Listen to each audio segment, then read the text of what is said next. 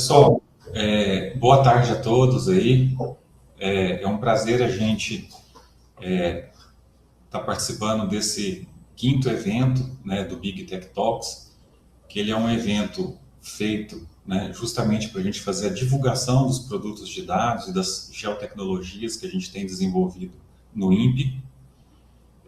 O evento de hoje, né, a gente tem o prazer e o privilégio de contar com dois colegas do INPE, né, o professor Márcio Valeriano, que é engenheiro agrônomo pela Faculdade de Ciências Agrárias e Veterinárias de Jaboticabal da Unesp. Ele também é mestre em sensoriamento remoto e doutor em geociências pelo Instituto de Geociências e Ciências Exatas da Unesp. Foi pesquisador do Instituto Agronômico de Campinas e atualmente é tecnologista sênior do INPE, né? A sua pesquisa é voltada para modelos digitais de elevação e atua na linha justamente na criação do Topodata, né, que levou à criação do Topodata, que é o banco de dados geomorfométricos do Brasil.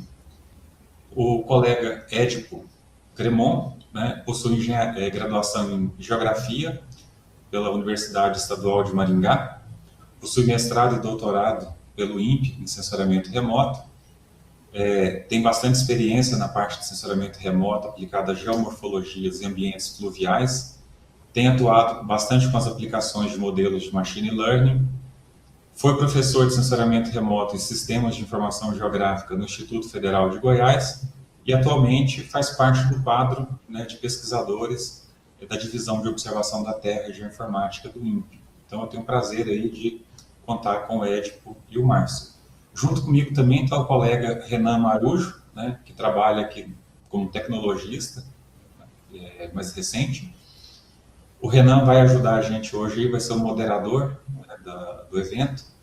Então eu vou pedir para vocês aí que vocês mandem perguntas, discussões no chat, e depois das apresentações a gente vai ter um espaço aqui para a gente conversar, dialogar de uma maneira bem informal, tá? Então anotem as perguntas, as dúvidas para poder fazer para o Marcinho e para o Édipo. Tenho certeza aí que eles vão ter o maior prazer em respondê-los. Édipo e Márcio, se vocês quiserem falar alguma coisa, eu vou fazer depois só uma introduçãozinha sobre a apresentação sobre a BIG, mas queria que vocês dessem as boas-vindas também, por favor. Vou deixar o Márcio, né, começar. Tá bom. Bom, pessoal, bem-vindos, né, todos os presentes. E gostaria de agradecer aqui, né, ao Renan, o Gilberto e o Ed, o convite para participar desse Big Talk. Muito bom. Eu não tenho muito a dizer por enquanto, porque eu estou me preparando para falar um pouco daqui a pouco. Então, um abraço a todos e bom proveito. Obrigado. Bom, nessa linha do Márcio, né, também agradeço a oportunidade, primeiro da gente estar integrando esses dados do Topodata dentro da BIG, e agradeço também o interesse das pessoas, né, de ver, né, como que esse dado está integrado ali, da gente mostrar as potencialidades de acesso e uso desse dado. Obrigado. Passo a bola para você, Gilberto. Beleza, obrigado. Então, antes da gente começar a apresentação do Édipo e do Márcio, né, eu gostaria de falar rapidamente, né, para quem são as pessoas que estão chegando aqui pela primeira vez no evento, entender, né, um pouco da gênese desse evento e da motivação que a gente tem, né, de estar fazendo esse espaço de diálogo aqui. A gente tem um programa hoje dentro do INPE chamado Base de Informações Georreferenciadas, né, que o acrônimo é BIC. Esse programa ele veio com uma missão muito importante, né, de fazer a integração e a modernização do acesso às diversas bases de dados geoespaciais que são produzidas no INPE e fornecer também capacidades de processamento analítico. Então, a gente tem atuado bastante para facilitar o acesso a esses dados e também fornecer ferramentas, né, que permitam fazer a extração de informação a partir dessas bases de uma maneira mais fácil, mais simples, né, e que faça sentido de você poder usar cada vez mais esses dados. A BIG é um programa que ele foi criado de maneira transversal dentro da Coordenação Geral de Ciência da Terra. Então, ela trabalha integrado com todas as divisões, as 5 divisões da CGCT, e mais os projetos estratégicos, como Queimadas, o Biomas BR, né? São exemplos aí dos projetos estratégicos que também a gente tem forte atuação, né? Nessa parte de baixo aqui do slide, né, é só para a gente ter uma ideia da quantidade de dados que a gente tem aqui no INPE, no acervo do INPE, né, e que a gente tem vários portais, várias formas de acesso, vários protocolos.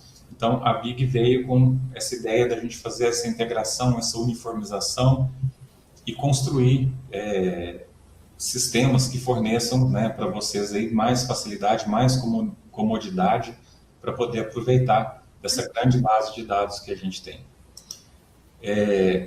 Vocês vão ver também ao longo da apresentação de hoje, né, à medida que o Edipo também entrar mais em detalhes da parte do Jupyter Notebook que vai ser usado, que a gente usa uma tecnologia chamada Stack, que ela está no centro, bem no core desse processo nosso de integração. Então, todos os tipos de dados que a gente tem, né, as imagens do Cibers 4, imagens do Sentinel-2, os cubos de dados do Brasil DataCube, dados do GOES, dados de precipitação e temperatura, no caso aqui do SAMET, e os dados do Topodata, né, eles estão acessíveis hoje através dessa API, desse protocolo de comunicação, chamado Spatial Temporal Asset Catalog, que é um protocolo simples, bem leve, que pode ser usado tanto para a gente construir aplicações que vão consumir esses dados, quanto também a gente construir scripts de uma maneira muito fácil para poder chegar nesse dado, buscar esse dado e usá-lo nos ambientes do R e do Python. Além dessa parte da integração, né, dessas bases de dados, esse protocolo mais uniforme de acesso, a gente também vem desenvolvendo ferramentas para que os pesquisadores e os especialistas aí das diversas instituições brasileiras também possam usar esse acervo. Então, a gente vem desenvolvendo também um produto que é chamado Ambiente de Ciência de Dados Geoespaciais, né, o BDC Lab. É um produto que vem sendo desenvolvido dentro do arcabouço tecnológico do Brasil DataCube e que permite a gente, né, utilizar esse conjunto de dados junto com a infraestrutura computacional do INPE e mais bibliotecas e pacotes de software que a gente desenvolve aqui no INPE, mais o que a gente tem na comunidade de software aberto aí da parte geoespacial. Então, esse ambiente do BDC Lab, o Edipo vai usar hoje também esse Jupyter Notebook que ele vai apresentar. É possível utilizar ele fora da infraestrutura do INPE, mas também dá para a gente usar dentro desse ambiente de ciência de dados, né? Obviamente, a gente vai ter acesso à parte da infraestrutura computacional mais robusta e junto aos dados, tá? Então, esse ambiente do BDC Lab, a gente também tem um ponto de entrada, né, para as diversas iniciativas que estão sendo abrigadas dentro desse conceito da integração das bases de dados. Então, a gente tem um subdomínio chamado data.inp.br, onde vocês vão encontrar atalhos, né, para os diversos temas de dados e também para as aplicações que a gente vem, né, desenvolvendo dentro desse guarda-chuva da BIG. Tá? Renan, você quer comentar o gráfico? Sim. Boa tarde, pessoal. Sejam bem-vindos, então, ao webinar de hoje. A gente está criando essa tradição, né, de sempre mostrar esse gráfico com os interessados na apresentação do dia, né? A apresentação de hoje do Topodata teve um número bastante elevado, a gente tem cerca de 340 interessados no webinar, e é interessante ver, né, que a BIG está possibilitando, então, além dessa distribuição dos dados, também essa disseminação, né, dessas técnicas para acessar e os conhecimentos que a gente vem desenvolvendo por aqui. E é interessante a gente ver que, então, tem interessados tanto da iniciativa privada quanto da iniciativa pública de diversas regiões do Brasil e convidados internacionais também. Isso, e a gente vê aqui, né, que a comunidade externa, né, tem sempre procurado bastante. Então, pessoal, eu vou passar a palavra agora para o Márcio e para o Edipo, aí a ordem vocês definam, Márcio. E, por favor, sintam-se à vontade para ir colocando mensagens aqui no chat ao longo das apresentações, nas pausas entre as apresentações também a gente pode conversar ou debater algum ponto específico, tá? Usufruam desse espaço aí também, tá? Um bom trabalho a todos aí. Obrigado, Gilberto. Aí o Márcio vai começar. Ok. Boa tarde a todos. Eu acho que o acostumado a falar desde do relevo, né, até os dados. Eu acho que hoje eu posso começar já falando dos dados em diante. Queria só repetir aqui o agradecimento, né? Na verdade, aumentar a extensão do agradecimento, não só pela participação do Big Talk, né? Mas o fato de ver o Topodata incorporado a esse, vamos dizer, é como se fosse uma arca de Noé, né? Ele vai para o futuro, né? Então, agora, no momento, contra a minha vontade, eu vou falar sobre o passado, né? Eu devo dar um histórico do Topodata, mas para que entendam as características dele, né? Entendam por que ele é, como que ele foi feito e por que ele foi feito dessa forma, né? Eu acho que é o mais importante no momento. Então, aqui eu vou me preparar aqui, compartilhar minha tela. Vocês estão vendo minha tela, não? Sim. Beleza. Então, ótimo. Bom, a partir do assunto modelo digital de elevação. Já é há tempos atrás, há pouco, numa extensão de uma carreira, modelo digital de elevação era uma coisa que deveria ser, no começo eu tinha que explicar, né, fazer uma analogia com câmera digital. Hoje já está muito simples, né, está mais difundido. Mas então eu tenho que lembrar que os modelos digitais de elevação, eles foram usados longamente, muito antes da atual popularização deles. A popularização que nós temos hoje se deve ao fato de que é relativamente recente o levantamento desses dados por plataformas orbitais e de forma global ou quase global. Então, isso é uma condição que não tínhamos.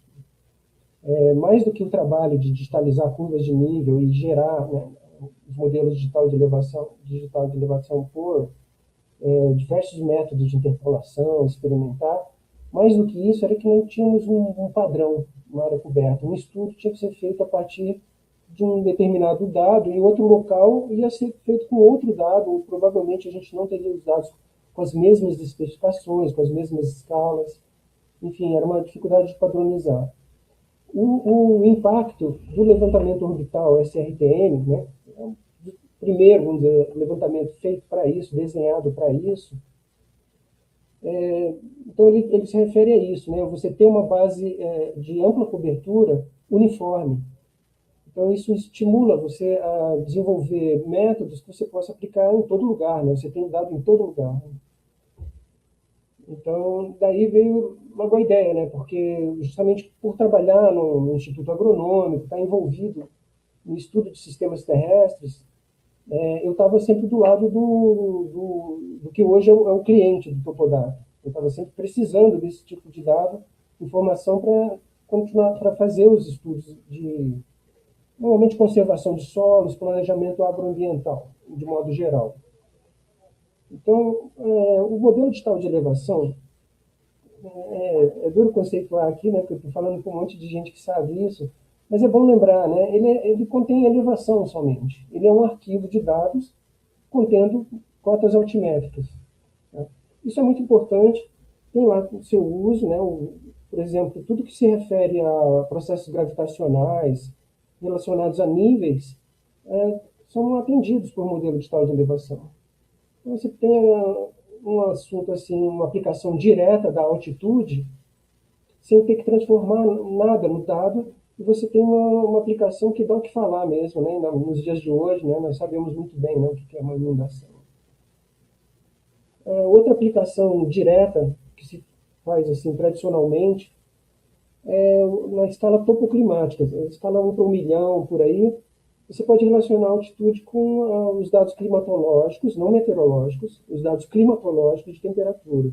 E aí formar um mapa de temperatura um pouco mais verossímil, né, por levar em conta as relações que tem entre a altitude e a temperatura, simplesmente assim. Mas, de modo geral, o uso de modelo digital de elevação recai sobre as derivações, sobre as informações derivadas. Assim como o efeito do relevo sobre nós, ele é muito sutil em termos de altitude. Vamos ter problema de altitude acima de 4.000, 5.000, né? Problema de hipoxia, ou seja, em casos extremos que são raros, né? Vamos dizer, em termos de localização, em termos de expressão geográfica. Mas o que você tem, assim, como todo, né, em toda a superfície terrestre do planeta, né, o efeito, por exemplo, da declividade, né, das curvaturas, né, sobre os processos gravitacionais. Esses dados eles acabam sendo o que se busca com o modelo digital de elevação, porque a elevação por si, originalmente a gente já teria nos mapas, né, não precisaria criar um modelo digital de elevação para lidar com problemas que se referem a nível altimétrico. Então, esses processos de derivação, eles se baseiam, muitas vezes, em janelas móveis, né? São operações de vizinhança. Você precisa comparar a altitude do ponto que você está interessado em estudar com a altitude do entorno e fazer algumas contas para você obter a informação que você quer. Então, nesse exemplo aqui, nesses 8 exemplos aqui, eu estou mostrando o que é uma janela móvel que calcula desníveis, desnível para o norte, desnível para o sul, para leste, oeste, assim por diante. Esses desníveis podem ser usados, por exemplo, para fazer uma estimativa da declividade. Então, declividade, então, só para lembrar aqui, ó, ela usa direto dela em normas técnicas, por exemplo. A capacidade de uso está relacionada diretamente com a declividade. A declividade é um fator limitante da capacidade de uso agrícola. Né? Nas normas técnicas dos agrônomos, né? O agrônomo formado ele conhece, né, o sistema de capacidade de uso e outros sistemas de avaliação de terra também que se baseiam na declividade. É muito comum isso. A declividade é um fator, vamos dizer, notável, né, desses descritores. Assim, eu uso ele como exemplo que é muito, ele está dentro da percepção nossa vulgar, né, a percepção vulgar do relevo.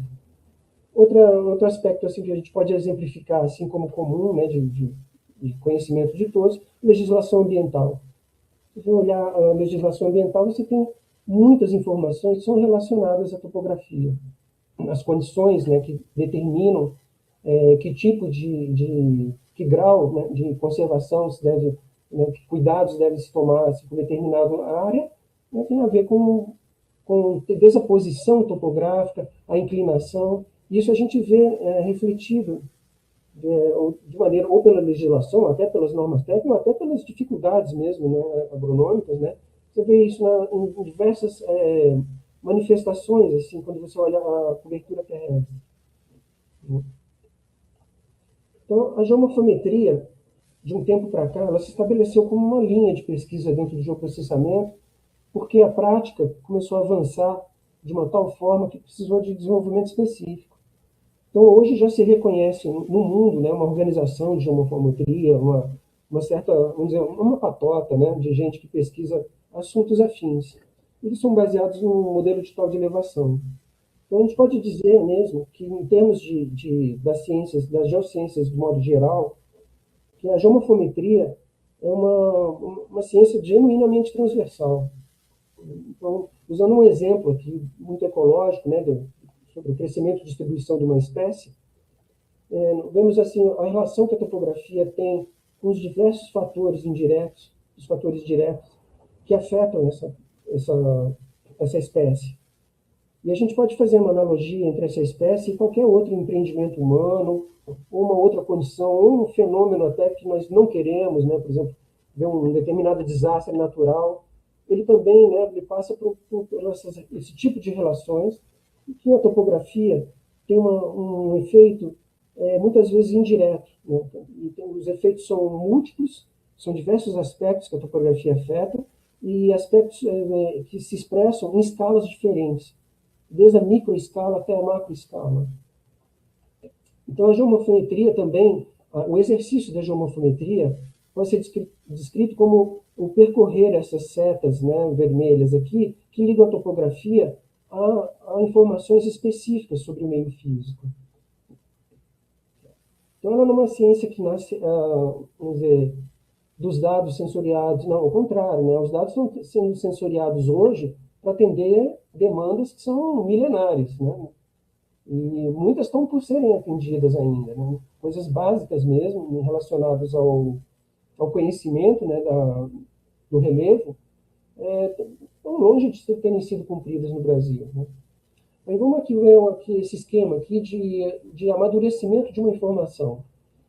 Então, no caso da altitude, né, no caso das informações do relevo, diante de uma informação lá na ponta que for demandada, são raros os casos que eu uso a altitude diretamente.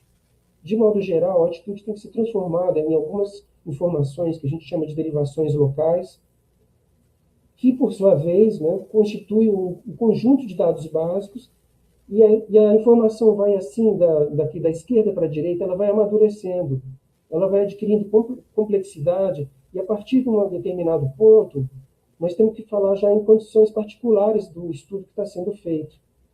Então, essas condições particulares têm a ver com o tema, com o contexto desses estudos, o objetivo desses estudos, os conceitos envolvidos naquele fenômeno que se deseja estudar, e entre vários outros condicionantes, né, teóricos fundamentais, tem a escala daquela informação. Com isso, a gente chega a uma informação madura, passando por esse processo, né? A informação nasce, né, na infância, adolescência e a maturidade da informação. Então, sendo um banco de dados, né, tendo sido premeditado, não, um banco de dados para atendimento geral, evidentemente o Topodata ele tem que ficar confinado nessa fase, vamos dizer, inespecífica do desenvolvimento da informação. Então, eu citei o exemplo da declividade, que é uma derivação local, que ela por si já é uma informação para muitas aplicações, mas isso é uma exceção. Você tem um número, você tem numerosos descritores geomorfométricos que são específicos, por exemplo, de hidrologia, para desastres naturais, para ecofisiologia, que não vão ser adequados, vamos dizer, não vão ser de utilidade em todo o território nacional ou para todo tipo de usuário. Então, eu comparo o Topodata a um teclado de computador, como se eu tivesse as letras, mas que eu pudesse escrever no idioma que eu quisesse. Eu posso escrever em francês, posso escrever em português, espanhol ou inglês, com o mesmo teclado, né? E nesse caso, a altitude seria apenas aqueles rabisquinhos, os pontos que vão constituir as letras. Okay? Então, o Topodata ele não é a solução final para os problemas. Ele é um conjunto de dados básicos para serem trabalhados. Eles respondem localmente. A gente vê isso logo adiante. Então, lá em 2004, logo depois que os dados SRTMs foram disponibilizados para a América do Sul, quando se imaginou, né, um banco de dados no Brasil todo, o fluxo de desenvolvimento dele já contava com um intenso aporte de consultas externas ao desenvolvimento do projeto. Então, esse também é uma outra condição que fez o Topodata, né, ter o alcance que ele teve nesse tempo. Né, porque ele foi feito, vamos dizer, se fosse um restaurante, foi feito à la carte. Né, é uma percepção das demandas da comunidade. E, sobretudo, a comunidade agrária, né, devido à minha formação e atuação e responsabilidade, né, nas ciências agrárias. E, assim como para o desenvolvimento, também foi considerado também que tipo de cliente nós estamos procurando. Então, podíamos reconhecer pelo menos 3 níveis na época de clientes, né? Aquele que ele se interessa pelos dados geomorfométricos, mas não vai se envolver de forma alguma com nenhuma etapa do processamento. Outro que pode se interessar vamos dizer, por um pré-processamento dos dados, né? Porém, ele tem seus próprios algoritmos, seus próprios problemas para resolver e vai gerar, por sua conta, seu banco de dados derivados. E tem um outro, que esse é um outro usuário, ele simplesmente o dado preparado para ele não serve, ele precisa do dado original e ele deve fazer todo o processamento de cabo a rabo, desde a tomada do dado básico. Então, a gente pensou, no momento, em discussão, falando, um banco de dados útil, ele tem que priorizar o usuário do tipo A. O nosso usuário do tipo A é aquele que ele se interessa pelos dados, mas ele não tem a menor responsabilidade ou capacitação ou interesse em desenvolver os processos, né, de elaboração da informação topográfica, pelo menos a informação topográfica local. Ou seja, eu acredito que boa parte de quem está nos ouvindo agora seja o nosso usuário C hoje. Né? Os tempos mudaram, né? Pense bem, isso aqui foi em 2004. Né? Muitos de vocês aqui deviam estar meio na infância, na adolescência, né? E o mundo mudou de lá para cá. Hoje nós temos usuário C, né? Lidando com esse banco de dados. Bom, a proposta de envolver os usuários no ciclo de desenvolvimento tem a ver com a percepção e com a experiência. Então, o envolvimento com diversos projetos temáticos num período inicial da pesquisa permitiu que, por exemplo, fosse feita uma grande coleção de dados que deram suporte para a escolha do método de pré-processamento desses dados. Então, fazendo um campeonato, né, um campeonato vamos dizer, de formas de preparação, nós escolhemos para cada pesquisa dessas, foi selecionado o melhor modelo geoestatístico para interpolação. Nós usamos a geoestatística para fazer a interpolação dos dados. E essa interpolação, ela é uma experiência que nós tínhamos desde a época dessa fase aqui, que tínhamos que criar o modelo digital de elevação pelas curvas de nível. Então, já era uma coisa, uma experiência já vivida anteriormente ao advento dos sensores. Então, essa prática ela foi experimentada em diversos projetos, e depois fizemos como se fosse um campeonato de futebol, né? Depois a fase mais avançada do campeonato, uma seleção de qual desses modelos teve o desempenho melhor diante de algumas situações que nós consideramos de interesse que elas deveriam atender. Então, foram escolhidos 40, nós chamamos eles de monumentos topográficos, e houve realmente uma romaria de fotointérpretes para escolher, né, os mesmos modelos úteis. E houve quase uma unanimidade. Né? Nós conseguimos ter desses projetos, né? Ele chegou a uma forma de interpolação que foi muito versátil. E, por incrível que pareça, os testes mais rigorosos com esse tipo de problema não são as áreas montanhosas, não são as áreas declivosas, são nas áreas planas. É ali que se esconde o problema. Então, as feições sutis, as feições de relevos sedimentares, pequenos desníveis, texturas e informações topográficas que não são aquelas que pulam aos olhos quando a gente olha o modelo, no fim, foram as peças-chave entre os critérios de escolha dos métodos de interpolação. As áreas montanhosas, as grandes feições, elas são insensíveis aos métodos de interpolação. O relevo é tão forte nesses lugares que ele berra por si. Então, qualquer erro que você causar, ele vai ficar menor do que a expressão do relevo. Em áreas com um relevo delicado, sim, você pode fazer um processo qualquer, uma pequena barbeiragem e sumir com a informação que estava lá. Então, por fim, né, escolhido um modelo de interpolação, e esse pré-processamento, né, eu estou falando assim de forma impositiva, né, mas há uma carrada de pesquisas, né, por trás disso. Tá? Mas não convém agora, né, desfilar, elas estão aí na literatura, são facilmente encontradas. Mas o efeito mesmo que nós procuramos é esse. Vocês comparem a linha de cima com a linha de baixo, nós queremos um resultado mais limpo mesmo. Muitos podem dizer assim, mas houve uma perda de informação. Sim, toda a cartografia é baseada no sumiço da informação que não interessa, vamos dizer, da informação que está subordinada àquilo que nós estamos procurando. Que a gente chama de ruído, a gente chama então a gente chama micro-relevo, né? Quando sempre a gente tem uma escala de trabalho, aquilo que está em detalhe em relação àquilo, a gente chama de micro-relevo. Então, na escala praticável mesmo, não é nem muito generalizado, né? Mostrou-se muito conveniente, né, o cuidado de pré-processamento. Bom, feito o pré-processamento, aquelas letras de que eu falei, né, aquelas derivadas básicas, eles são descritores geomorfométricos básicos, são derivadas. Assim. falar um pouquinho de matemática, eles são derivadas, as primeiras ordens de derivação mesmo. Então, por exemplo, eu posso dizer que a declividade é um diferencial de altitude dentro de uma determinada distância. A orientação de vertentes, ela é a direção de bússola, a direção azimutal, que você nota o escoamento do material da superfície, né? O escoamento gravitacional. Então, essas são derivadas de primeira ordem. Então, eu posso pegar a variação da declividade, ou seja, a variação da altitude, e conceber, né, a curvatura, né, como uma segunda derivada, uma derivada de segunda ordem no perfil ou no plano também. Nós temos uma curvatura horizontal e curvatura vertical nesse caso. Então, todas elas podem ser, de certa forma, atendidas por processos de geoprocessamento.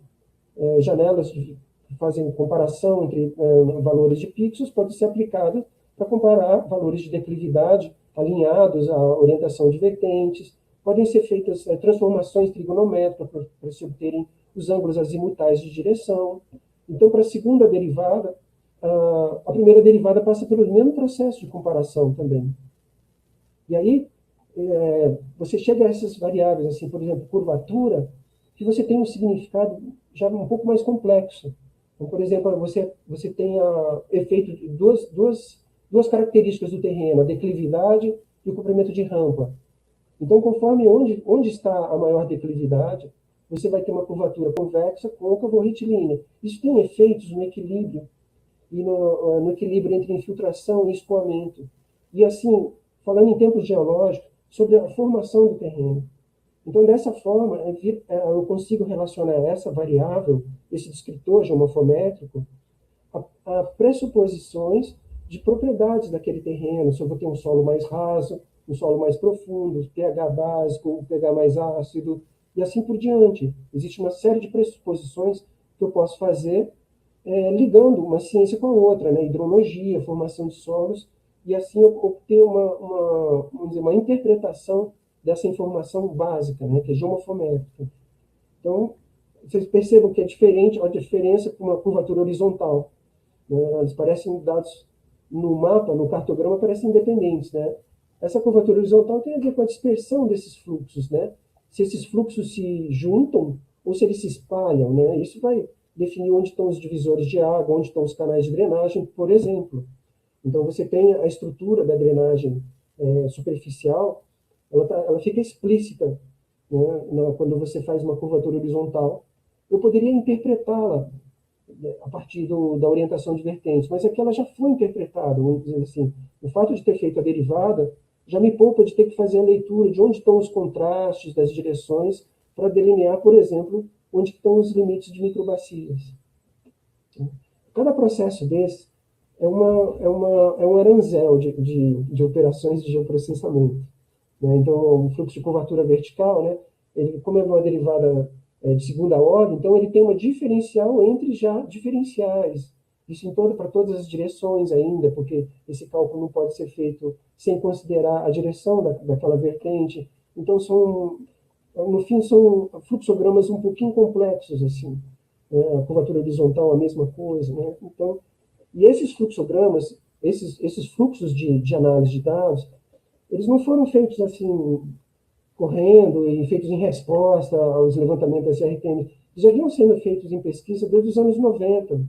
Né? Já tínhamos como é que eu vou explorar os diferentes desníveis, né, para obter a melhor correlação com dados medidos, dados controlados. Então, eu precisava de estudos que não poderiam ser feitos de maneira lenta, precisa de um determinado artesanato, né, um levantamento de dados mesmo, manuais, para observar como é que é de fato mesmo a distribuição, como que são as características geoestatísticas, e, por fim, né, fazer relações, né, do dado controlado com aquilo que a gente quer estimar do SIG. Então, os sistemas de informação geográfica e todos os recursos que nós temos de processamento dos modelos digitais de elevação, eles fazem cálculos estimativos, né? E a própria medida que nós fazemos é uma estimativa também, porque a derivação tem sempre um intervalo de derivação e ele tem que ser praticável. Enfim, essas pesquisas foram longamente desenvolvidas até que elas dessem suporte às decisões que foram tomadas no Topodata. O que precisava completar era interagir com as características particulares dos dados SRTM, o efeito Dossel, né, e outras características daquele dado, daquele levantamento de dado. Mas as pesquisas já eram assim, desenvolvidas há algum tempo. Então, daí que foram estabelecidos esses fluxos de dados, assim, parecem arbitrários, assim, mostrados dessa forma, mas, como eu disse, tem carradas de pesquisa por trás disso. E as mesmas pesquisas, né, levam a tomar decisões de como fazer a geração de produtos consagrados. Então, eu posso dizer assim, por exemplo, a declividade. Lembra que eu pensei do meu usuário do tipo A, né? É uma pessoa que se interessa, ele precisa dessa informação, mas ele não vai se envolver com isso, com o desenvolvimento da informação. Então, tem que dar mastigado mesmo. Então, por exemplo, a classificação em esquemas reconhecidos, consagrados e muito utilizados na agronomia, né, tiveram que ser elaborados dentro do âmbito do projeto para ser entregue um produto, vamos dizer, aceitável, trabalhável, porque havia uma série de cuidados a serem tomados dentro do processo para que saísse um resultado que pudesse ser útil, pudesse ser lido por um técnico agrícola, né, no momento que ele faz uma verificação em campo, né, daquele uso e ver se está de acordo com a capacidade de uso. Então, esses fluxos foram estabelecidos com muita pesquisa. Então, todas essas variáveis passaram por esse desenvolvimento e os produtos finais, né, eu vou te dizer assim, que em alimentos, né, são ultraprocessados, né, é só abrir a embalagem e consumir, não precisa fazer nada, né, então o usuário dessa informação, a ele só interessa usar, então é um procedimento de consulta que a gente diz. Então eu estou pensando num usuário que ele não vai usar esses dados para fazer processamentos adiante, né, muito processamento, no máximo que ele vai fazer é uma classificação, para dizer se é ou não é uma determinada condição que ele procura. Então, todos esses fluxos, né, os cuidados foram voltados à produção de um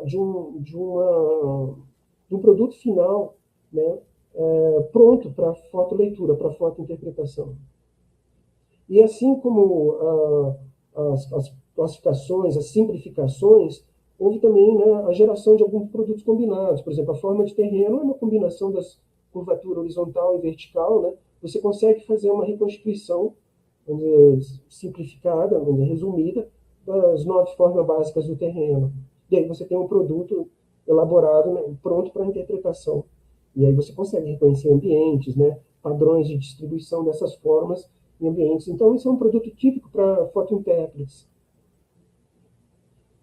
Outro produto também, que na época, nós lembro assim, os algoritmos de extração da drenagem, ainda são custosos assim, em termos de exigência, né, de capacidade de quem vai operar e tudo mais, e temos uma legião de fotointérpretes que pode se beneficiar de um produto assim, de fácil leitura, e aí com um pouquinho de trabalho, né, manual. Quem não tem muita extensão, vamos dizer, para trabalhar, precisa de uma determinada informação numa área restrita e não tem muito tempo a perder, né, com o processamento. Então, alguns produtos, né, por exemplo, esse ADD, né, que é a drenagem de visores e azimutal, né, produtos assim, produtos puramente pictóricos.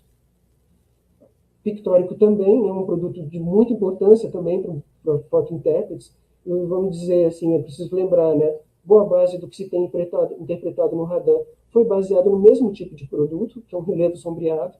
Então, o relevo sombreado está entre as combinações praticadas em pós-processamento, destinadas a gerar produtos para interpretação visual, né? A gente pode arbitrariamente colocar um iluminador e arbitrariamente aplicar um exagero vertical no relevo, e depois de algumas ponderações e conversas com muitos usuários, foi decidido 45 graus, né, com exagero de 3 vezes. Nessas derivações, não tinha um problema muito sério na hora de fazer o processamento, que era para não mudar as coordenadas dos dados, né, as coordenadas geográficas. Quando a gente muda as coordenadas, faz uma projeção, a gente perde detalhes sutis da morfometria e cria detalhes sutis de artefatos, né? E isso impede a gente de, às vezes, fazer processos que vão extrair feições do tipo rugosidade e relacionados à textura da superfície. Então, uma das preocupações foi evitar as conversões de projeção. Então, para isso, essas derivações tiveram que ser feitas usando um cateto, vamos dizer, o cateto horizontal de todas aquelas transformações trigonométricas, teve que ser colocado como um plano de informação. Então, foi feito isso, né? Foi gerado, né, essas, vamos dizer, como é que é a resolução de um pixel para cada latitude, e aí gerado, né, a distância horizontal em x, vamos dizer, nas coordenadas em x, e cada plano foi acompanhado disso. Então, toda a operação acompanha, né? Vem o modelo de tal de elevação, vem os planos das latitudes e, enfim, os planos da altitude. E isso daí foi uma coisa muito, vamos dizer, complicante no processamento, né? Porque se você olhar lá no Equador, os pixels do SRTM, desses levantamentos, pixel de um arco segundo, nós temos essa configuração aqui, é quase um quadrado no Equador. Mas lá no Rio Grande do Sul é um retângulo mesmo. Então a gente tem que lidar com essas distâncias diferentes aqui, né? A distância em Y ela se mantém quase constante, né? Em torno de 30,83 metros. Já a distância em X e, portanto, a diagonal, né, que vão ser usadas nesses cálculos, né, trigonométricos que são envolvidos na geomorfometria, precisaram ser apresentados em posse. Então, as informações lá, eles são entradas, né, colocadas no programa.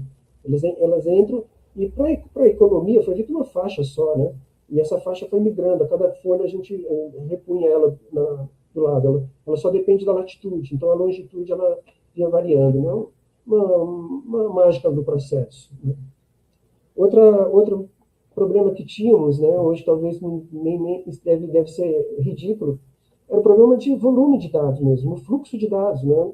Pensa bem, há 20 anos, né, os computadores não aguentavam esses processos assim muito facilmente. Então, todos os processos, por exemplo, as folhas eram feitas em 4 colunas, né? Porque você não tinha nem espaço de memória para armazená-las. E depois elas eram montadas. Então, como eu usava um programa para fazer interpolação, no mesmo pacote da interpolação, se enfiava uma linha que já recortava ele, para ele sair exportado em fatias, depois que eram juntadas, depois no outro programa. O programa que ia fazer a derivação começava montando a folha, e depois ele fazia isso que é concatenação, né? Aqui na praça aqui é falado mosaicagem, né? E houve também um cuidado também nas interpolações, na última versão, das folhas extrapolarem seus limites inicialmente e serem cortadas depois, para que não houvesse mais um problema que na primeira versão houve, que era um tranco, assim, de você ter uma interpolação feita com dados somente uma folha A e dados somente uma folha B, e no momento do encontro você vê uma cicatriz. Então essa cicatriz foi evitada com uma margem. Então todas essas folhas foram geradas com uma margem, e depois elas foram recortadas justo, né, para fazer a concatenação, né? E, enfim, as soluções tecnológicas que tínhamos na época levaram, né, a que fosse conveniente usar pacotes diferentes. A gente usava softwares. E os softwares, pela facilidade de programação, por um ou outro, pelo desempenho mesmo que ele tinha numa operação e outra, a gente tinha o costume mesmo, né, de usar diversos softwares para fazer uma operação. E com o Topodata não foi diferente. Então, ele foi uma articulação em cada um deles, né? Foi feito o máximo possível de programação. A programação que a gente fala programação, mas é o que vocês hoje chamam de script, né? A gente chamava de macro, ou então programas de lote, que era simplesmente empilhar os comandos que já existem nele com uma determinada sintaxe, uma linguagem interna do programa. Não era programação, por exemplo, em C++, em Fortran, né? Fortran já fiz também, né? Programação em Fortran, mas...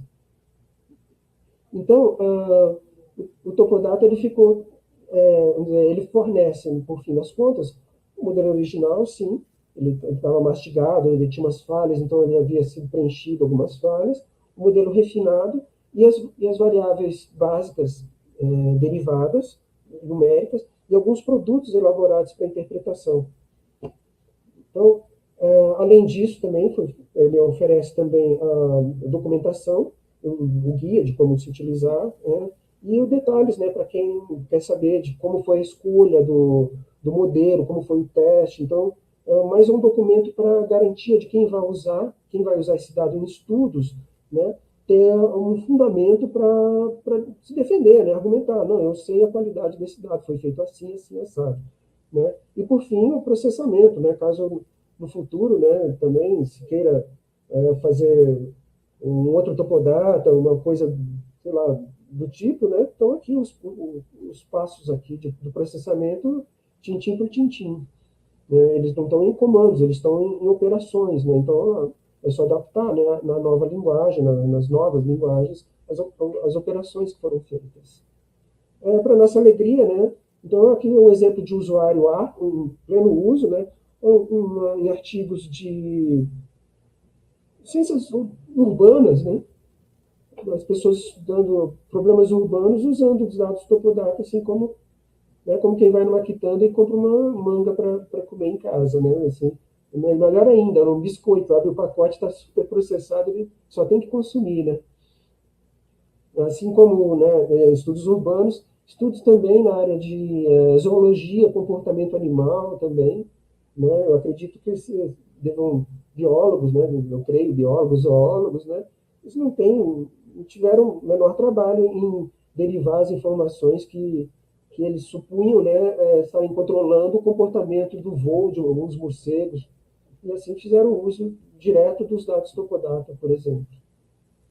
Então, para terminar aqui, fazer uma amostra, né, do que é, o que são aqui as informações, pegando uma folha aqui do Rio de Janeiro, aproveitando uma área que tem um paleovulcão aqui, ó, na parte aqui no cantinho sudeste aqui desse recorte, um pouquinho de relevo plano no centro, alguns morrotes e, por fim, umas áreas de escapa no fundo. Então, temos a altitude, a elevação, que é, como eu disse, né, ela tem pouca informação mesmo. Né? Vamos ver a declividade em porcentagem, né, poder ser convertida para graus, né, enfim, é uma declividade numérica, como ela é calculada. As classes de declividade que são envolvidas no mapeamento de classes de solo. Percebo que tem uma área grande aqui que é plana, vou prestar atenção aqui porque outras informações, aqui, ó, orientação de vertentes. Essa área plana, né, não há sentido nenhum, né, na informação de orientação de vertente, mas é claro que todos os algoritmos vão dar uma resposta. Então, existe uma distribuição aleatória dessa informação aqui, ela poderia ser coberta com uma máscara onde tivesse, vamos dizer, aqui tivesse branco, né? Mas nas áreas que você tem o relevo franco e se expressando francamente, você tem uma estrutura da orientação de vertentes. Ela pode ser simplificada em octantes, para maior clareza da leitura, simplificação, ou simplesmente diminuição do número de classes para algum processo, ou para controlar, né, determinados processos. Então, temos a curvatura vertical, então aquele caráter em perfil do relevo, quando eu olho assim, olho para o lado, eu estou numa estrada e olho do lado, vejo o corte, eu vejo se está côncavo ou convexo. Então podemos ver assim na paisagem, né, as convexidades muito bem marcadas, né, as singularidades na área plana também muito bem marcadas, os pés de morros, né, os pés de toda elevação, né, côncavos, né, muito bem delimitados, ou seja, a distribuição esperada, né? E aqui a forma numérica, né, são graus por metro, é uma variação da inclinação por uma determinada distância, então a expressão dela é grau por metro. Ela pode ser simplificada em classes. Nesse exemplo aqui está essa distribuição em 5 classes, aqui é muito conveniente para diversos estudos, né? Ela caracteriza muito bem os tipos de relevo quando você faz análises regionais e vê a distribuição dessas classes dentro de algumas zonas de interesse. A curvatura horizontal, ela é aquela variável que se refere à concentração ou dispersão dos fluxos gravitacionais de superfície.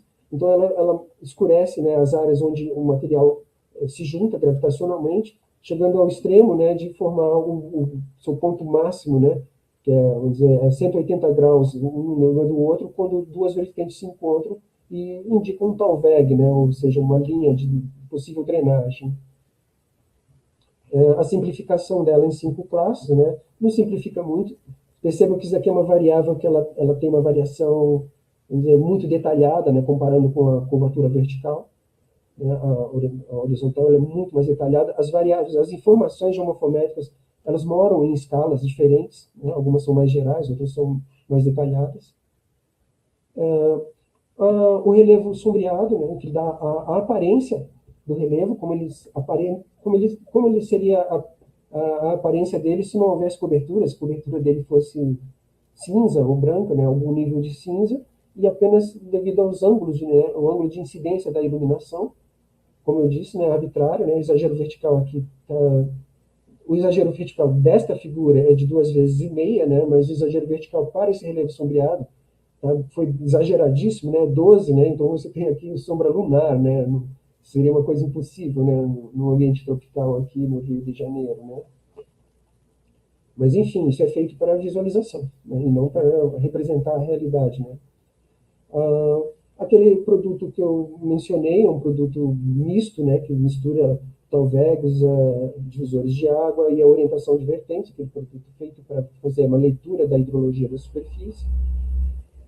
As formas de terreno, elas são muito bonitinhas, né, quando a gente olha em 3D, elas se distribuem assim, de maneira muito sugestiva, né? Elas formam regiões assim, de padrões de distribuição. Algumas feições são notáveis, né? As colinas, né? São muito interessantes, né? Como você vê as formas, né? Bom, esses dados eles não são feitos para isso, né? Para você ficar olhando e vendo que ele se comporta da maneira que essa figura foi feita para isso, só para mostrar, né? Como que ele se distribui numa paisagem 3D, né? Elas não são feitas para isso, embora seja muito tentador, né, ficar ilustrando todos os nossos estudos com esse tipo de dado, né. Mas é isso que eu tinha para apresentar. Eu espero que, para quem não conhece esse Topodata, que agora já tenha um vislumbre, né, de qual que era a intenção do Topodata, a quem se destina, e para quem conhece, né, que não tenha se entediado muito, né, com as explicações já muito conhecidas, muito publicadas e para lá de difundidas ao longo do tempo. Agradeço a atenção de vocês e passo a palavra para os demais colegas aqui da mesa.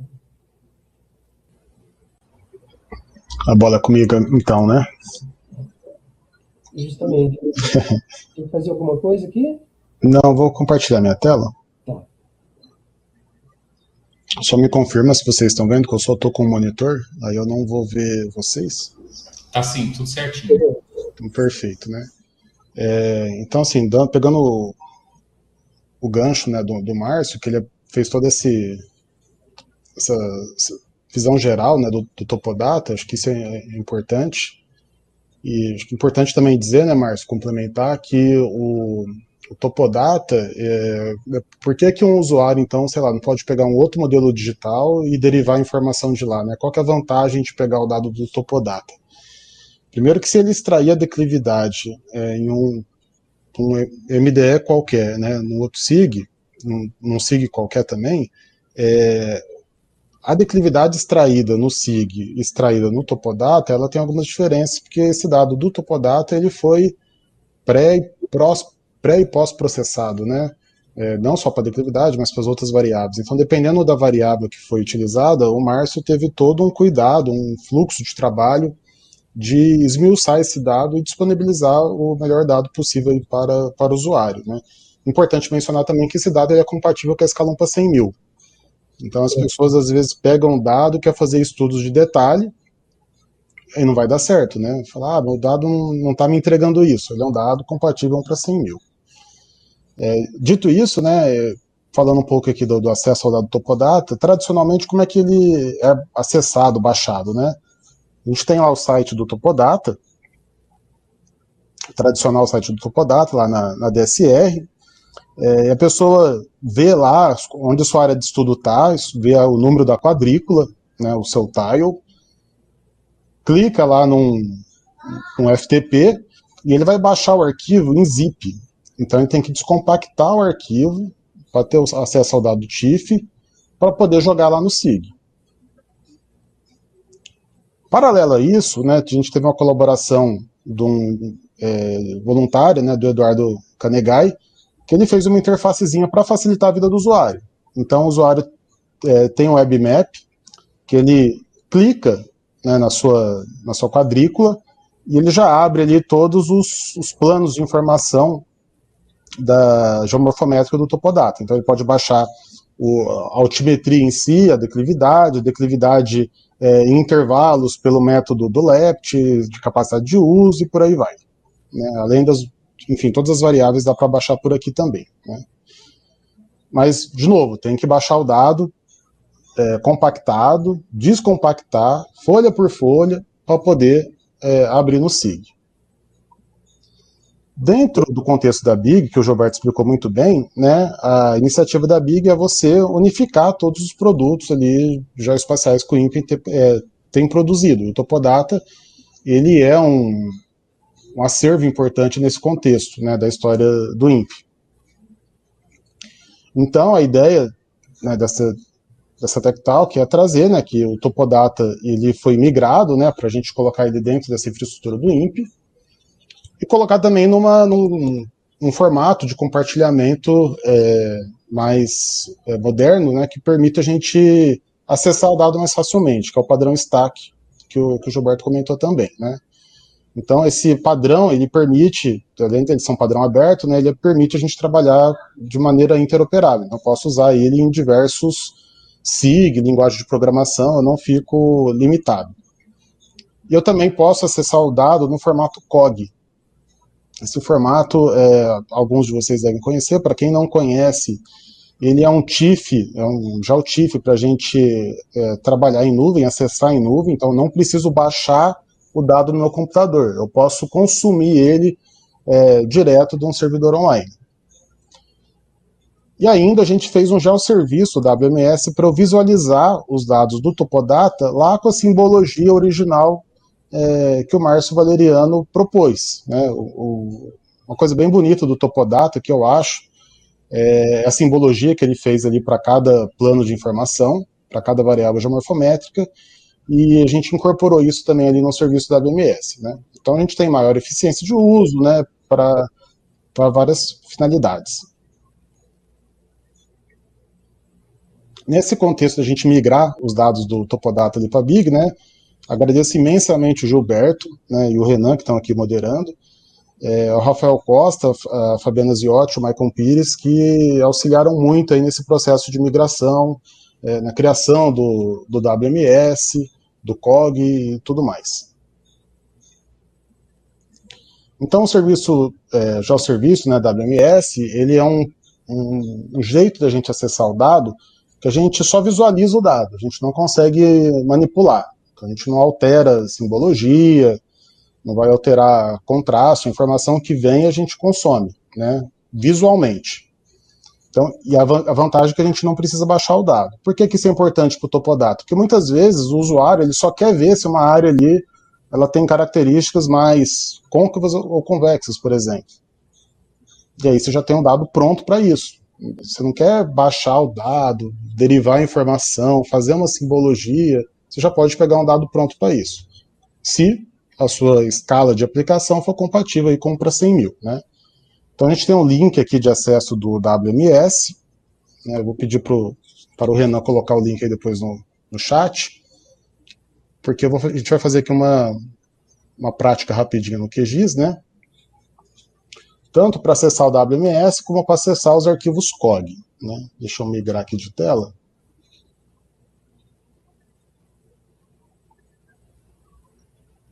Então vamos lá, né?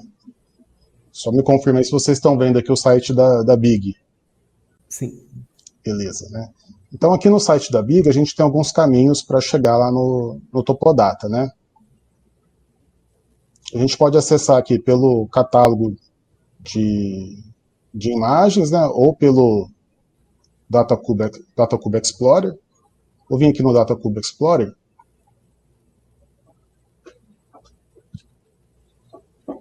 Então a gente tem aqui toda uma interface interessante, né, para a gente visualizar o dado. Então, vamos supor que eu vou trabalhar aqui com uma área no Triângulo Mineiro. Primeira coisa que eu vou fazer, eu vou selecionar a coleção que eu quero trabalhar, no caso a coleção do Topodata, né, tem vários produtos aqui no âmbito do Brasil Datacube. Então tem ali os sensores e satélites que o INPE tem, né, em diferentes níveis de processamento, e tem ali Aqui embaixo, né, tem os dados do Topodata, vou ativar ele. E aqui eu vou clicar para selecionar uma região do mapa, vou pegar aqui o Triângulo Mineiro. Vamos supor que eu queira trabalhar com essa área, eu quero ver, né, o que tem dos dados Topodata aqui. Clique em pesquisar. Ele fez a busca para mim, né, de todas as quadrículas abrangidas aqui dentro do quadrante que eu desenhei. E se eu clicar aqui na setinha, ele vai me listar todas essas quadrículas, né? Então, se eu clicar, por exemplo, nessa primeira quadrícula aqui, ó, que ele está me mostrando, se eu clicar nos 3 pontinhos, ele vai ter a opção de download. E aqui em download, eu vou ter todas as informações ali, todas as camadas geomorfométricas do Topodata. Vamos supor que eu queira trabalhar com a declividade, né? A gente tem ali 4 produtos de declividade, que esse SN é a declividade numérica, o SA, SB e SC são declividades reclassificadas em intervalos de declividade para diferentes aplicações. Vou usar SN aqui, que é o produto mais geral. Se eu clicar nessa nuvem com a setinha para baixo, ele vai fazer o download do arquivo. E se eu clicar aqui em copiar, né, ele vai copiar um link para mim que eu posso estar usando ele aqui dentro do QGIS, por exemplo. Então, vou clicar aqui para adicionar o arquivo raster, então adicionar camada raster. Em vez de eu fazer aquele caminho tradicional, né, de ir lá no meu diretório, numa pasta e pegar o dado, eu clico aqui em protocolo HTTP. Se aqui tiver diferente, né, tiver uma outra informação, você vai colocar o tipo HTTP e cola esse caminho aqui. E clique em adicionar. Então veja, estou com a informação aqui, ó. Vou colocar um plano de fundo para a gente conferir. Então tá lá no Triângulo Mineiro, tá lá aquela primeira quadrícula. Veja, eu não baixei o dado, estou consumindo o dado direto na minha máquina.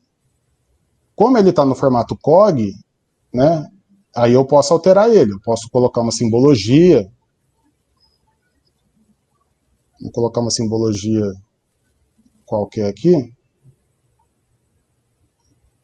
Eu já consigo colocar uma simbologia no meu dado. Então a gente tem essa possibilidade de estar acessando os dados, né, via COG. A grande vantagem é que eu não preciso baixar o dado, eu não preciso baixar o TIFF. Eu posso processar ele, eu quero fazer um mosaico aqui do QGIS, sem problema nenhum. É só buscar os dados via COG e depois você pode usar a ferramenta por aqui.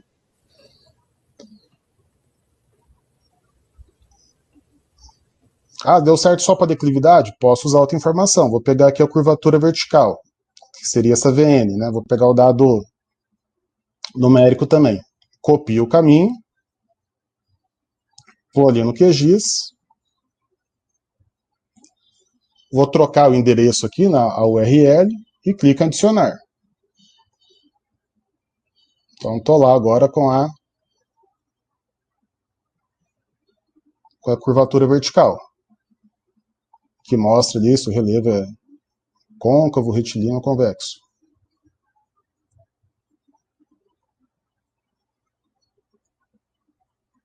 Veja, não baixei o dado, não precisei baixar o zip, descompactar, nada, né? Então a vantagem da gente trabalhar nesse formato COG, né, que é o GeoTIFF ali otimizado para nuvem, é exatamente essa, da gente acessar o dado sem baixar.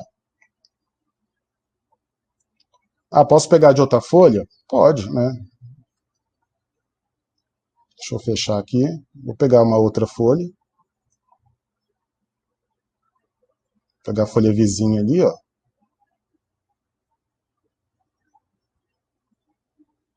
Eu vou pegar a curvatura vertical da folha vizinha.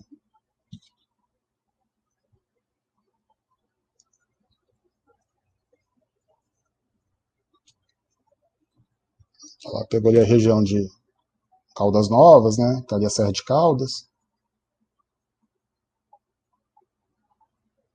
Então, tá aqui a informação que eu não precisei baixar, posso manusear aqui, alterar a simbologia, fazer recorte, mosaico, sem problema nenhum, sem baixar o dado. Serviço WMS, né? Como é que a gente faz para estar acessando ele? Bom, é aquele link que eu pedi para o Renan colocar aí no chat. Esse link aqui, para colocar ele no QGIS, é bem simples. A gente pode acessar o serviço WMS por essa opção aqui, ó, adicionar camada WMS. Tem uma tecla de comando também, Ctrl Shift W. Ou eu venho aqui, camada, adicionar camada, e tem lá adicionar camada WMS. Para adicionar uma nova camada, né, você vai clicar em novo, vai colocar a URL aqui. Não vou conseguir copiar a URL, né, mas eu já tinha colocado antes. Opa.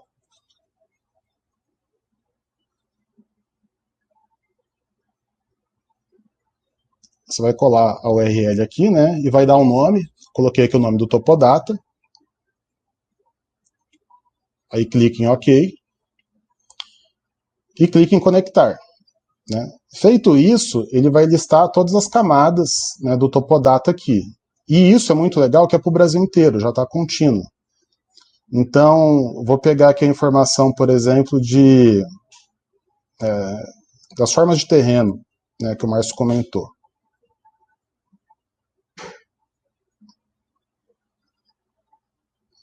Agora deu uma travadinha aqui no meu QGIS.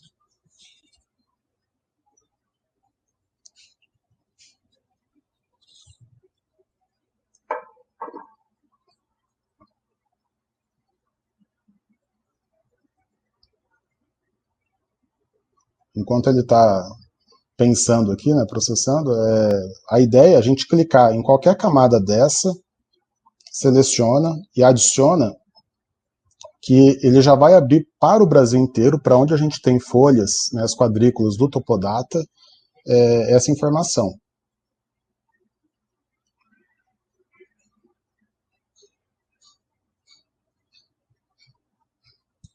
Bom, enquanto ele está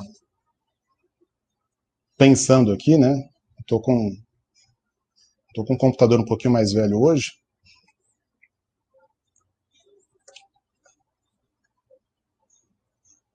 vou aproveitar para comentar um pouco das aplicações em Python, né? A gente pode usar Python ou R para acessar esses dados do Topodata também. Essa é uma vantagem desse dado estar no formato, no protocolo, né, de dados do Stack. Então, trazendo os dados do Topodata para esse protocolo, a gente pode também estar acessando esses dados. Eu preparei aqui um Jupyter Notebook, né, um scriptzinho para a gente acessar uma área, visualizar, fazer um recorte ali com uma das informações do Topodata. Eu vou uma análise exploratória para criar ali também um histograma. Tem um link, né, para acessar esse script. Ele está lá também no GitHub do Brasil Data Cube. Já está lá na galeria de códigos. Deixa eu voltar aqui para o Topodata para ver se ele... Ó, já foi. Vou adicionar informação. Vou pegar uma outra informação aqui também de relevo sombreado.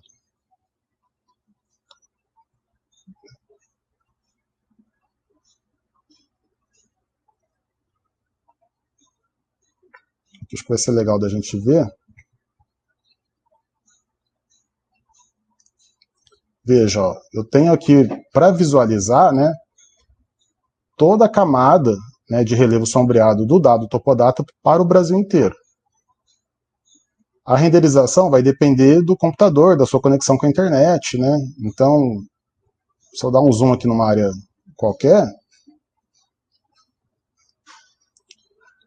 ele vai renderizando, e bacana, tem essa informação aqui de relevo sombreado, né? Às vezes a gente só quer visualizar, quer usar esse produto como um efeito estético, né, no nosso mapa, na apresentação que a gente vai fazer. Aqui eu tenho a camada de forma de terreno, que o Márcio comentou, então já mostra ali se se aquele pixel, né, tem um formato convergente côncavo, convergente retilíneo, planar côncavo e assim por diante. Eu posso combinar essas informações? Dá para combinar um pouquinho, né? Se eu pegar o relevo sombreado, por exemplo, aplicar uma transparência,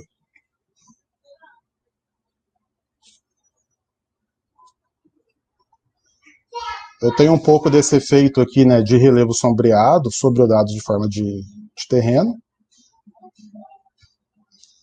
Isso poderia também ser feito para qualquer camada, né? Então estou com a base aqui do OpenStreetMap aberta. Eu posso combinar essa informação de relevo sombreado aqui. Então isso é interessante, né, para fazer alguns produtos cartográficos, assim, dá um efeito estético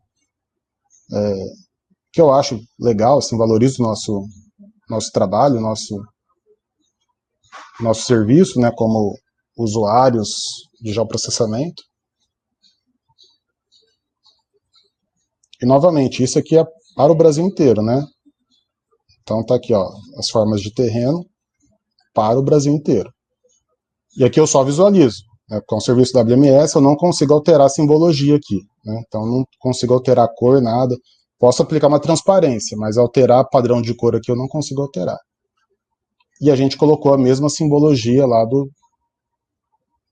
concebida, né, no âmbito do Topodata.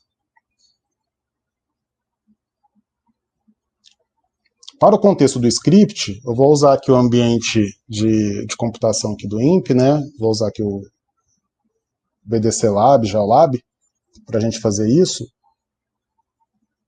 Aquele script que está lá na galeria de códigos do Brasil Data Cube, né? Foi esse script aqui que nós preparamos para essa apresentação de hoje. A ideia é a gente executar um pouco esse script, né, para a gente ver as sequências de etapas. Vou instalar aqui uma biblioteca chamada PyStack, né, para a gente acessar o dado. Eu já tenho ela instalada, né, mas só para mostrar aqui. Então a gente instala essa biblioteca. Depois de instalada, a gente importa, né, ela para o nosso ambiente. Ela está toda comentada. Então dá para o usuário ver o que está sendo feito, né? A gente vai chamar a nossa conexão com o serviço Stack lá da Big.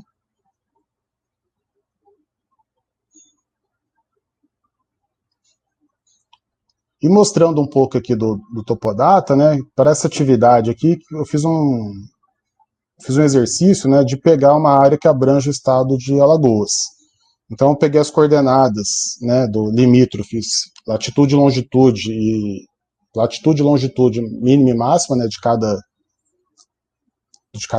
canto, né, do estado, que aqui é o nosso B-Box, né, nosso Bounding Box. Para essa área, né, para essa quadrícula, eu tenho, né, algumas folhas ali do Topodata, algumas articulações, alguns tiles. Então ele me mostra aqui quantas quadrículas eu tenho. Então tenho 8 quadrículas ali para aquele bounding box. Ele me mostra todas as camadas que eu tenho ali disponíveis, né? Então eu vou ter lá essas siglas, né? DD, FT, H3, H5, HN, tá tudo na documentação do Topodata. Cada sigla dessa corresponde a uma camada geomorfométrica. Fiz aqui um plotzinho para ele mostrar quais são essas quadrículas, né, com o seu nome. Então são lá esses são os nomes das quadrículas, né? 8S, 39W e assim por diante. Então eu estou acessando esses dados, né, vi esse protocolo aqui, Stack, que está dentro da Big, dos dados Topodata. Posso fazer um mosaico, então criei uma função aqui para fazer um mosaico. Vou fazer aqui um mosaico da camada ZN, que é a camada de altimetria mesmo.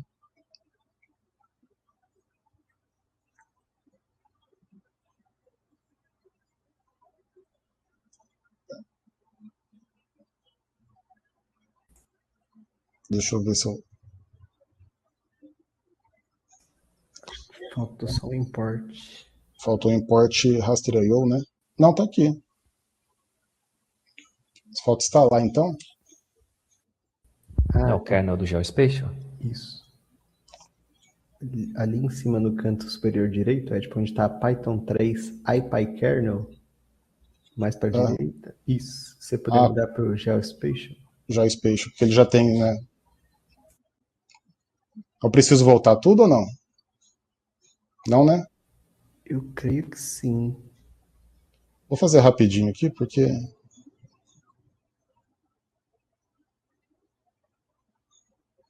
Bom, ele já vai ter instalado aqui as outras bibliotecas.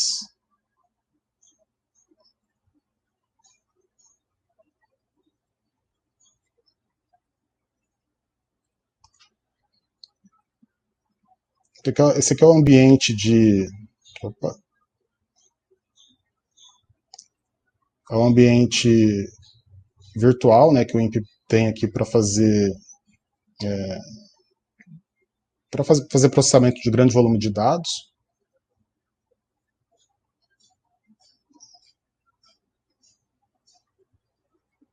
Então executei, né, tudo. Opa.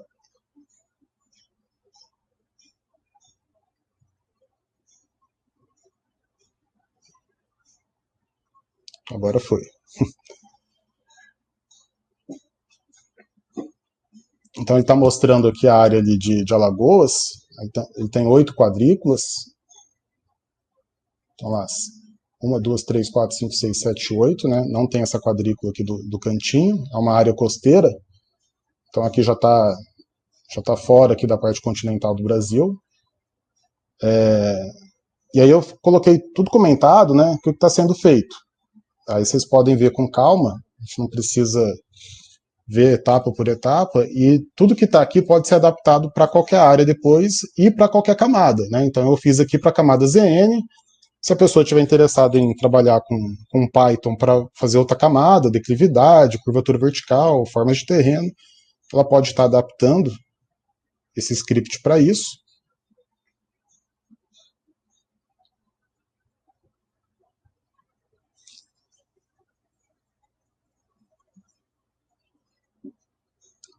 Então aqui eu fiz uma funçãozinha aqui para ele mostrar a área com uma paleta de cor diferente, colocando aqui essa rampa de cores, e ignorando também a informação que está menos de 0 metros de altitude.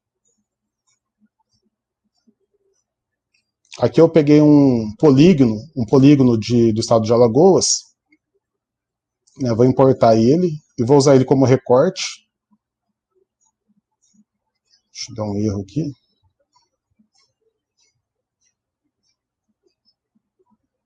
Agora foi.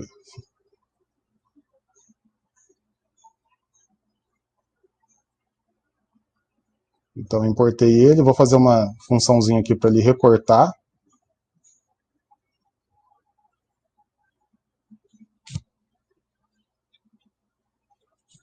Ele está processando.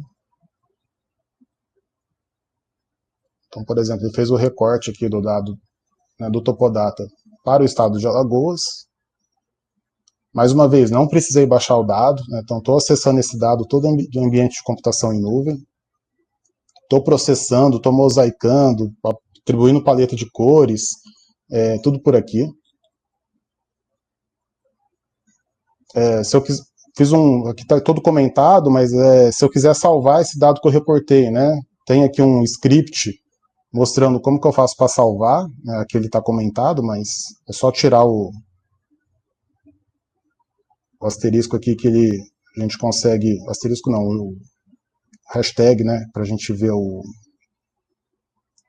dado, para ver o script originalmente, só tirar aqui o hashtag que a gente vai ver, vai conseguir rodar isso como script. Uma última etapazinha aqui que eu coloquei é se eu quiser fazer uma estatística descritiva do dado. Então, por exemplo, aqui eu estou gerando um histograma desse recorte, né, da altimetria do estado de Alagoas.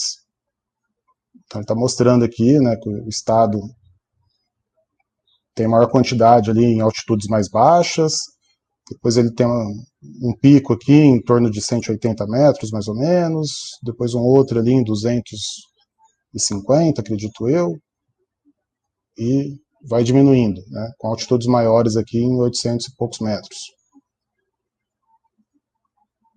Então esse script, né, essa biblioteca, essa galeria de código que a gente fez, ela está lá no BDC com outros códigos, com outros Tech Talks que foram feitos aqui, de outras apresentações também.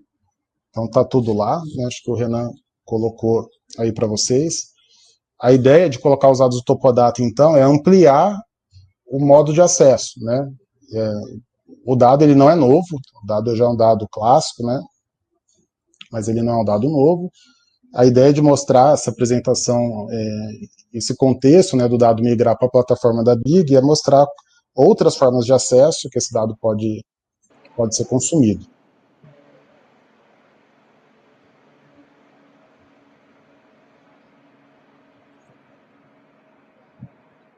E aí a gente pode ficar disponível aí para perguntas, né? Sim, muito obrigado, Edipo, muito obrigado, Márcio, pela excelente apresentação, a aula que vocês deram para nós aqui hoje, né? A gente fica aberto para perguntas. A Juscelene perguntou: professores, é um prazer assistir a palestra de vocês e desde já obrigado pelo trabalho realizado durante todos esses anos. Ajudou muitas pessoas. Vocês pensam em futuramente incluir no Topodata dados do Copernicus DEM ou outros modelos mais recentes de maior resolução?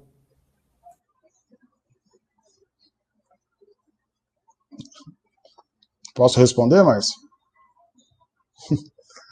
A gente pensa em fazer algo não necessariamente com pegar o dado do Copernicus para fazer o Topodata, né? Eu tenho trabalhado um pouco agora com Deep Learning para criar um MDT a partir do Copernicus, né? Então, a gente tem trabalhado um pouco nisso e buscando bases de dados aí para ter um MDT de referência para no nível do terreno, né? Não no nível da superfície, que tem efeito do céu, de edificações, etc. A gente está trabalhando aí para fazer isso, não sei quanto tempo vai levar, né? Mas é uma vontade aí que a gente tem de colocar na praça. Ótimo. A Mariana Veloso perguntou se pretendem fazer o acesso e visualização também para o R. Acho que pode ser feito. Tem, né, Renan, um serviço stack também em R, a gente pode adaptar esse script para colocar ali no Code Gallery em R. Isso. No R tem um outro cliente do Stack, né, o RStack, aí você pode usar ele para acessar, porque o protocolo de acesso, né, o Stack, ele vai ser o mesmo endereço. O Daniel falou, né, ótima apresentação, obrigado. Sobre o SRTM, após a disponibilização do dado de 30 metros, foi feita alguma verificação do dado interpolado para entendimento da acurácia da interpolação? Bastante na literatura. Não foi eu que fiz, não. Né? Mas um monte de gente se dedicou desde o começo a avaliar os modelos. Tem gente que está avaliando a carreira inteira. Pega um modelo novo, avalia o anterior e tal. Então tem bastante gente fazendo isso.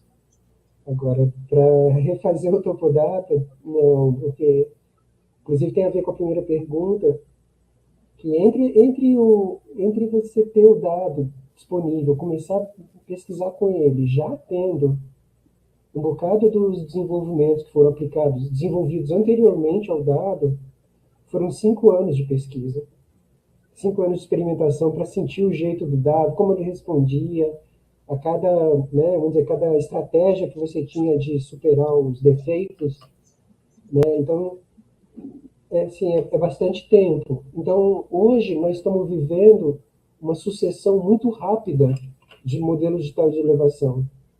Então, esse Copernicus DEM, pelo que o Edipo me informou recentemente, ele já era também. Né? Ele é muito rápido hoje, vamos dizer, a sobrevida na crista da onda de um modelo que vem um melhor. Então, e outra também, a comunidade hoje, em relação a 20 anos atrás, ela tem mais gente capacitada e ela dispõe de mais recursos hoje para gerar, vamos dizer, um conjunto de variáveis ou variáveis para um determinado problema. Então, eu não sei se no futuro, novas versões de Topodata fazem sentido. Algumas sim, claro, né? Mas isso tem um limite. Tem um limite. Não é porque a gente vai ter modelos, sei lá, de 1 metro de resolução, você vai fazer um Topodata, né, de 1 metro. Não, ele não faz sentido, porque cada escala você tem um jogo de informações que tem interesse. Né? Então, essas informações, elas existem no interesse que elas pertencem a escalas agrárias. Ela, por exemplo, estudos urbanos, eu vou precisar de outras informações, aí eu vou precisar de outra condição também, eu preciso de uma outra escala, eu preciso de um nível de precisão bem melhor. Tá? Então, são problemas que, por exemplo, o Topodata foi possível fazer ele no território nacional porque a pretensão dele, a ambição dele é muito baixa. Né? Ele é despersonalizado, ele é simples. É como se eu falasse assim, vou fazer arroz. Né? Eu vou fazer um panelaço de arroz, porque tem gente que come arroz com feijoada, com peixe, com churrasco, com tudo. Agora, se eu for fazer um prato mais elaborado, mais específico, eu tenho que ver quem gosta e quem não gosta. Então, não vai ser para todo mundo, né? Então, algumas coisas fazem sentido, assim, a gente atualizar, mas tem um limite, outras até que não, sabe? Então, algumas informações também, né? Por exemplo, seria muito bom o Topodata ter todos os custos de drenagem, mas os custos de drenagem variam muito conforme a escala, você vai ter um produto diferente. Então, ele entra naquela zona cinza, que a escala de trabalho vai determinar como é que você vai trabalhar, que tipo de coisa que você aceita. Então, essa é uma pergunta mesmo. Essas perguntas do futuro me interessam bastante mesmo, mas eu não sei respondê-las. E quando fazem essas avaliações, muitos perguntam, olha, eu fiz uma avaliação lá, dá para fazer melhor disso. Eu falei, cara, eu sempre falo assim, me dá um bom motivo para 5 anos, para mais 5 anos, né? Eu tenho que ter um bom motivo para pegar de novo uma coisa que vai custar muitos anos, né, de trabalho. E às vezes a sobrevida de um modelo desse na crista da onda não dura esse tempo. Ótimo. O Emerson Figueiredo ele fez só um apontamento, né, para a gente dar uma verificada no script, que talvez tenha um lat long invertido, a gente vai verificar isso. E o Rodrigo Lacerda deu os parabéns pela apresentação e ele viu que existem 2 datasets, né, no stack, tem o Topodata Bundle e o Topodata. Qual que é a diferença entre eles? Tá, lá no stack, no catálogo stack, né, o bundle tá com os zips, né, e só o Topodata tá com o formato COG, que é esse formato para a gente acessar o TIFF de modo na nuvem.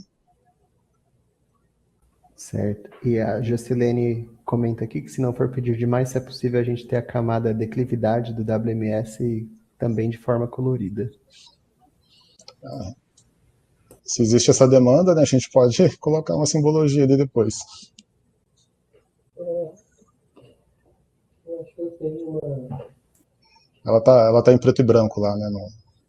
A numérica, né? Acho que a numérica tá em preto e branco. Eu já tinha feito ela colorida uma vez, que tinha uma régua, que tinha uma convenção que era assim, montanhoso, era tal, aqui, esses montanhoso, colinoso, tudo eram faixas de declive. Aí eu não concordei muito, porque o declive ele não fala sozinho.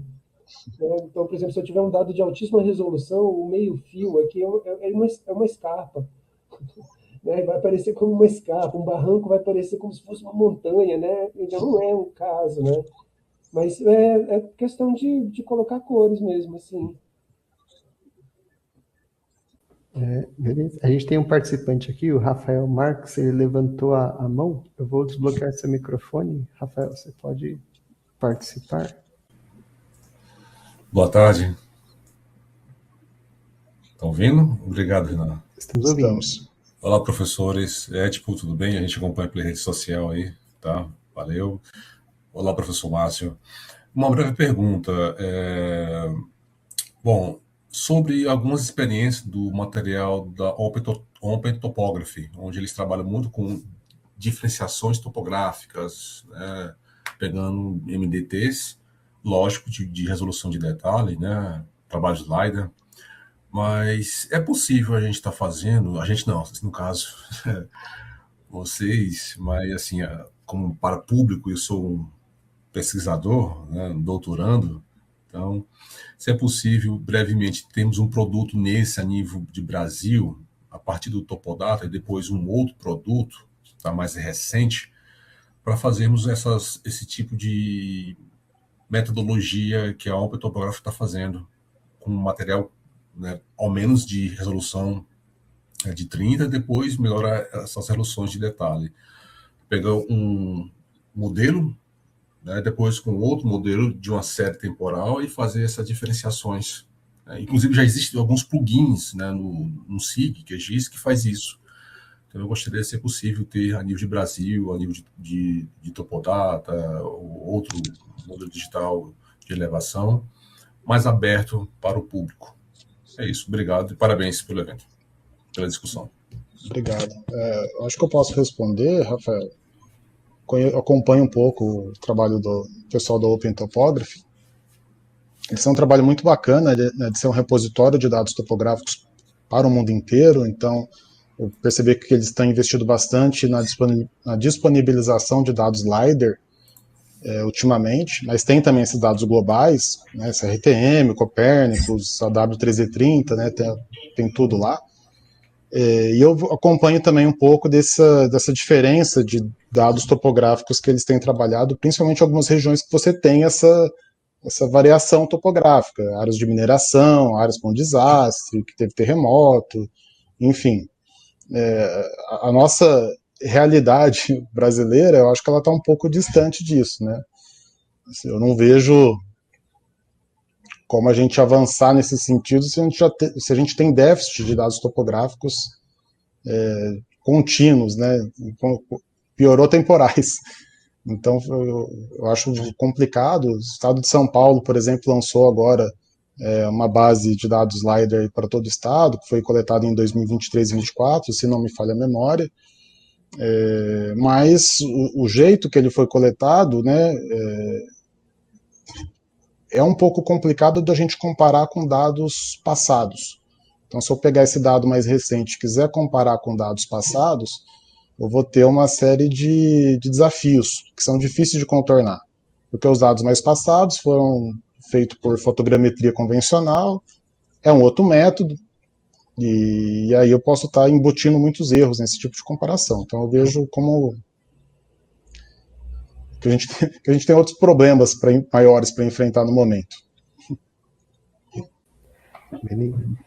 O Razi pergunta se é possível integrar o WMS ao Google Earth Engine.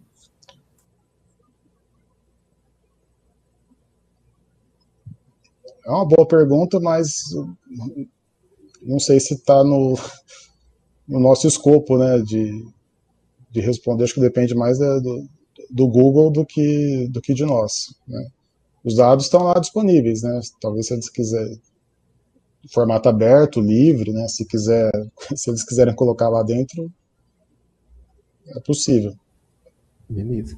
E o Sabil Mandala, ele dá os parabéns pela apresentação e pergunta se há possibilidade de expandir os métodos para outros países com o qual o Brasil tem acordos de cooperação técnico-científica. Ele menciona que ele é de Moçambique e pensa em como esses dados podem ajudar na prevenção de desastres naturais. Já houve uma...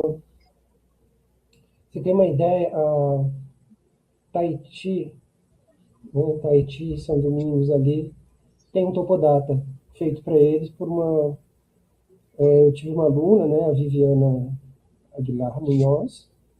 Ela, por sua vez, é colombiana também, né, de outro país, né, e na época que teve o grande terremoto lá de Porto Príncipe, ela preparou aquilo entre uma série de reações, né, a coisa foi fornecido. Então, também houve um tempo em que se cogitou na cooperação fazer o Topodata África. Até o formato das coordenadas antes, eu não pensava em além de 10 graus norte, não chegava a 10 graus norte, que o Brasil chega a 6 graus norte. Então eu botava um underscore, né? Depois eu passei a mudar porque havia a perspectiva de ter que fazer a África dentro de um acordo que o Brasil estava fazendo, mas tudo desandou. Agora, não é difícil, viu, fazer na raça. Não é difícil fazer na raça. Qualquer um pode fazer. Todos os passos são conhecidos, você não precisa ter as mesmas ferramentas, porque todos eles foram descritos em termos de funções e operações, e não de comandos específicos, assim, a um determinado. Então, é uma questão de haver vontade mesmo, assim, e já muitas interações internacionais se perguntam isso. Eu sempre falo, olha, não precisa mais do que uma pessoa para fazer mesmo. Eu dou minha garantia que não precisa mais do que uma pessoa para fazer um topodato para qualquer país. Assim, claro que a cooperação é muito boa, né? Mas é assim, bom, para essas, tipo, as três perguntas que caíram assim mais pro meu colo, né? Tem a ver assim, eu preciso deixar esclarecer assim, o Topodata foi feito e eu nas minhas atividades de pesquisa fui para frente, entendeu? O Topodata eram as letras, e eu estou escrevendo poesia, romance, né? Entendeu? Ele não é uma preocupação muito da minha. Por isso que foi deixado muito bem documentado, foi tudo deixado detalhe, né? Porque havendo interesse de se repetir, eu falei, alguém pode repetir para mim, não precisa ser eu. Não precisa ser não precisa nem ser do INPE mesmo, né? Uma firma qualquer pode criar um topodata no seu escritório ali, aplicando o processo. Assim. É claro que tem uma pesquisa, né, por trás, uma experimentação, mais uma vez, é uma coisa artesanal, né? Se é que a gente pode falar em artesanato quando a gente está falando de geoprocessamento, mas é uma coisa bem artesanal, assim, né? Então, eu tenho pouca perspectiva, né? Eu pessoalmente não vejo assim talvez, né, o Édipo, né, futuro assim no INPE, ou talvez ele tendo folga para isso também, porque se ele resolver matar no peito as demandas de homofometria, coitado, uma coisa assim, a gente não resolve com o que a gente tem. Se a gente tiver um crescimento da comunidade que a gente carinhosamente se chama de morfonautas, né? Se a comunidade de morfonautas assim crescer de alguma forma, aí a gente pode ter uma mão de obra que sobra para fazer uma outra coisa desse tipo, porque a demanda, as demandas, vamos dizer, avançadas, elas são mais detalhadas em local, né? Então a gente não deve esperar assim que você tenha uma cobertura total nacional de um dado melhor para você praticar o trabalho com um dado melhor, né? É o que eu tenho respondido, porque eu não vejo dentro do horizonte, assim, pelo menos na minha carreira, não mais, assim, sabe? E institucionalmente eu vejo que também seria difícil para o... Bom, hoje, claro, não será tanto esforço, porque você tem um pouco mais de recursos para isso, mas o Édipo tem bastante responsabilidades, assim, né? Que ele tem a carreira toda pela frente, né, comparado com a minha, né? Então, é uma responsabilidade que é uma demanda muito grande. Isso tira um bocado das responsabilidades que ele tem hoje. Assim. Então, eu não vejo na nossa mão. Eu penso assim, por exemplo, a gente tem lá nos Estados Unidos a NASA e a USGS. Né? Então, se eu comparar o INPE e a NASA, eu penso que esse serviço deveria ser feito pela USGS brasileira e não pela NASA. Né? Ele, por acaso, está feito no INPE. Mas ele é muito mais nativo das instituições de geociências e não de geotecnologias. Elas vão ter muito mais condições, gente interessada e traquejo para lidar com a coisa mesmo, né? Porque eu, da minha cadeira, eu tive que me abraçar aos livros, aos antigos, aos fotointérpretes, né? Para poder ter a sensibilidade que esse pessoal tem, porque aqui a gente no INPE é muito ligado à tecnologia mesmo, e não tão às geociências, à geografia. Então, mas eu acho isso mais afeito a uma instituição ligada às geociências, assim. O que eu não vejo assim no horizonte, assim, não sei se infelizmente ou felizmente também, porque o cenário mudou, né? O Topodata foi concebido há 23 anos, a concepção dele, imaginar que vai ter. Então, ele foi lançado em 2008, somente 7 anos depois que você teve um modelo disponível de 30 metros, outro, no Brasil. Né? Foi no governo Obama, quando ele liberou a SRTN-30. Então, você vê, era um tempo grande. As coisas no tempo elas vão acelerando. Hoje você tem um ano, você fala, o Copérnicus DEM, depois tem não, o Phathon DEM, é o outro, aí o FabDEM, e assim a sucessão ela vai se acelerando, né? E o mesmo vai acontecer com um topodata novo agora. Então, a gente ainda nem sabe que o modelo seria. Fala assim, legal, vamos fazer um novo, ótimo, vamos começar com esse. Antes de acabar, já tem um outro, já um outro modelo que as pessoas vão falar, já fizeram, ele já nasce datado. Né? Porque a velocidade de feitura dele é mais devagar do que as mudanças que nós estamos tendo.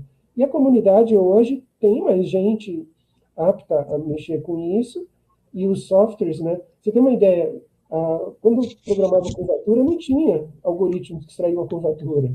Tinha que fazer na unha mesmo, ali, tal, tal. Hoje não, hoje você tem plataformas 1000 para fazer derivadas 1000. Assim, tem hoje software específico para geometria, né? Então, mudou o cenário um pouco. Então, eu não sei se... Sabe, tem que sempre lembrar disso, né? Como está o panorama. É isso aí. Bom, pessoal, então, mais uma vez, gostaria de agradecer os nossos palestrantes de hoje e nosso público também. Muito obrigado pela participação. É sempre bom ver, quando a gente acaba a apresentação, bastante pergunta igual hoje. Lembro que, novamente, que a apresentação estará gravada, será divulgada no YouTube, então o link a gente colocou no chat. E é isso. Muito obrigado, Édipo e Márcio, né? E vamos ver se agora em março a gente faz outro Tech Talk com os dados aí de radar, né, Renan? Vamos ver se a gente consegue preparar esse evento também, pessoal. Um abraço a todos aí, bom final de semana para todo mundo. Um abraço, obrigado. Um abraço para todos. Muito obrigado.